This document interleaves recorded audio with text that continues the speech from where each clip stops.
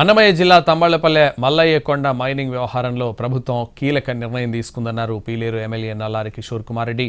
శివపురం పరిధిలోని 4 కొండల్లో ఎట్టి పరిస్థితుల్లోనూ మైనింగ్ జరగనివ్వబోమని స్పష్టం చేశారు.